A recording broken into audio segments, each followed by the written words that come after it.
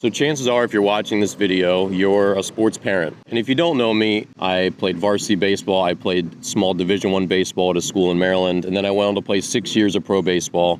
And I was an all-star in 2 of those seasons. In the last 3 years, my content has changed a lot. I've made much more content on sports parenting and on coaching. Not just the X's and O's of coaching, but on how you make your players feel and how you treat your players. And there was a reason for that shift. And it wasn't just that I've seen so many sports families that need that kind of content. It was something that hit home. In 2022, my dad was diagnosed with cancer. And over the next 2.5 years, I had to keep making videos and doing my thing while watching him slowly die.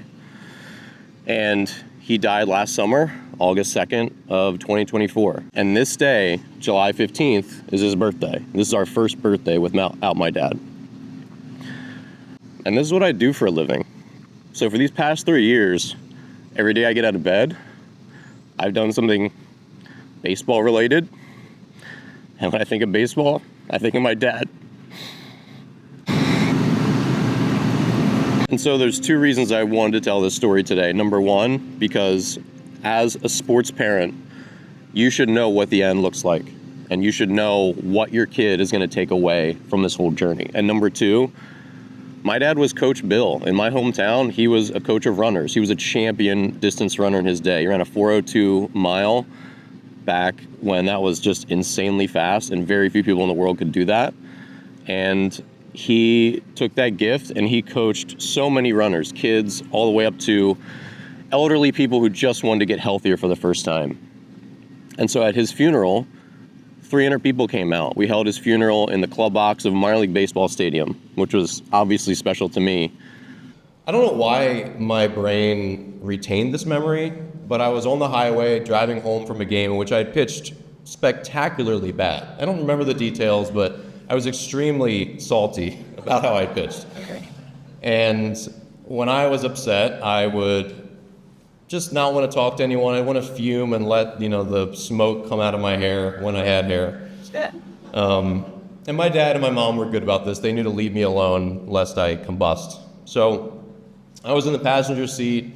We were on I-95 and the window was down. The humidity and the smell of honeysuckle was pouring in. And I was just angry. And my dad was letting it go. But as he always did, he eventually found a moment and he said, you threw some really great curveballs today. I don't think I've ever seen your curveball as sharp as it was today. And that was certainly a lie. I knew it was a lie. I'm like, Dad, you saw how far those curveballs got turned around. But I think I retained that memory because it just was another example of how he was my safety net. He wanted everyone to know that they were loved beyond what they could do on the track, the cross-country course, or the baseball field. So when I retired from baseball, I had a really hard time. I was lost. Baseball is my identity. And I know we talk a lot about balance in the sports parenting world today. And look, some kids just don't want balance. They don't have balance. They love something so much and they're so passionate about pursuing it that is who they are, and that's okay. And I was one of those kids. And I dealt with the difficulty of leaving baseball. And I never thought I would play again. But I ended up trying slow pitch because I got the itch just to play catch with someone. I got the itch just to throw again because throwing was my whole life. And so after about a year of it, I really enjoyed it. And I just play low-level co-ed. It's just for fun. I run around like a little kid. And honestly, it's been really positive for me. And one night I was walking back from a game and I called my mom and dad, and this was about 1.5 years into his cancer diagnosis, and he was getting really, really frail. And I told him, he goes, hey, well, how was your game? And I said, it was fine. We won. I hit 2 home runs, whatever.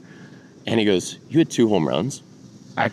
And I could tell, I could still see his face through the phone. He got so excited. And it's like, yeah, Dad, it doesn't matter. He said, well, I want to come watch, and I did one of these over the phone. I scoffed, but he was persistent. He said, no, I want to come to a game. I want to see this. I want to see this. And after I hung up the phone, I just cried. Because I think at that moment, that was when I really knew that he was never in it for seeing me go D1, seeing my name in the paper, seeing me, bragging to his friends that I was a pro player.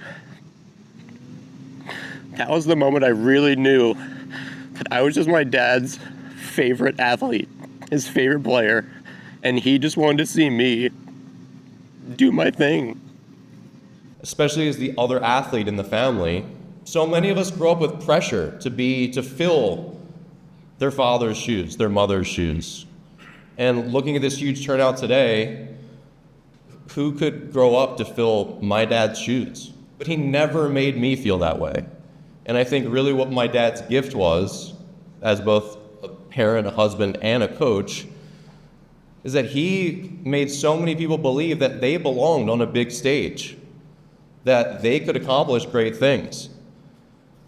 And he made his knowledge and his training plans and everything that he did to make him successful, he made it accessible for so many other people. And I think my dad's real gift was convincing other people that their shoes were 5 sizes bigger than they thought they were. And I've seen it with teammates. I've seen grown men who are just still desperate for their father's approval, for their parents' approval. When I cry over my dad, I have so much gratitude that I had the father and the mother that I have, who never made me feel like I owed them something, like I had to live up to something. He just wanted to see me play, and my mom just wanted to see me happy. That was all, My body, my mind, my upbringing, I didn't choose any of it. I'm so lucky that I'm athletic, that I just have the things that I have, and that I got these 2 amazing parents that raised me the way that they did. And, I miss my dad, and I always will, but I'm just so lucky for the time that I got. Kids, hug your parents. Parents, hug your kids. And Dad, happy birthday.